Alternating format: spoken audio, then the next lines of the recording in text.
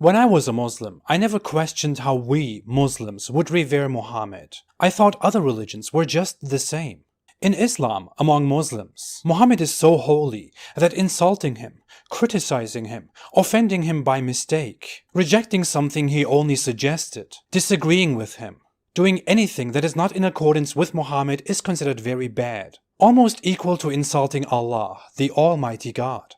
Thinking about it now, it just looks so ridiculous. Worship in Judaism and Christianity is something you do for God, the One and Almighty. Christians do have a human figure, but he is considered one with God. He is God. He didn't walk around setting an example of how to brush your teeth or how to go to the toilet. His example is faith, devotion, emotions and interactions, general morals, love. Muhammad is not even God or anything. He's just a mere human in Arabia in the 7th century, in a culture that was far more backward than so many other cultures of its own time. How can this person, of whom we have so many records of every single act in a daily life, be an example to someone who lives today, in the 21st century, with all the knowledge and development that we have today? How can he be considered the most perfect human when he didn't even possess half of the knowledge that an average person has today? It's just ludicrous.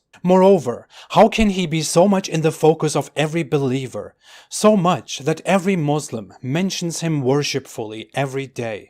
How can he be so much protected that any criticism of him can land you in jail and get you a death sentence in Pakistan, in Saudi Arabia, and in so many other partially or fully Islamically run countries? How can he occupy so much of your time, your mind, your worship, your emotions, your life, when Abrahamic religion is about worshipping and listening to God? How can Muhammad have so much say, so much holiness, such an immensely superhuman-like position in Islam, when Tawheed, the oneness of and the complete devotion to God, is also taught to be the most essential basis of Islam? It's a contradiction.